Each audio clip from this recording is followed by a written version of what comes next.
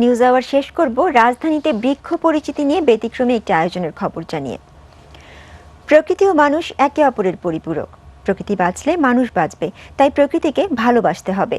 সেই ভালোবাসা থেকেই চিনতে হবে তরু পল্লবকে, আর লাগাতে হবে বেশি বেশি গাছ। রাজধানীর সোহরাওয়ার্দী উদ্যানে তাই গাছ চেনা কর্মসূচি নামে চলছে এক ব্যতিক্রমী আয়োজন। মনিরুল ইসলাম মিন্টুর রিপোর্ট, ক্যামেরায় ছিলেন পরিতোষ আদিত্য। প্রকৃতির মধ্যে মানুষের বসবাস। প্রকৃতি আমৃত্যু মানুষের প্রতিটি ক্ষণের সঙ্গে ওতপ্রোতভাবে জড়িত। পাখির কলকাকলিতা মুখর সবুজ বনছায়ার অস্তিত্ব এখন শুধু বইয়ের পাতায়।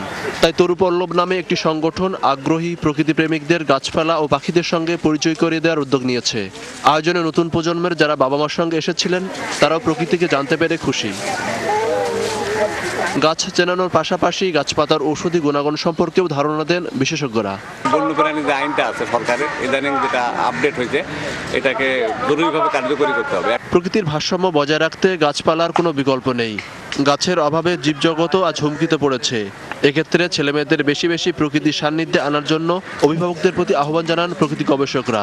গাছপালাকে চিনা, তার ব্যবহার, পরিবেশে তার ভূমিকা কি, এইগুলি একেবারে প্রকৃতির মাঝখানে এসে শেখানো প্রয়োজন।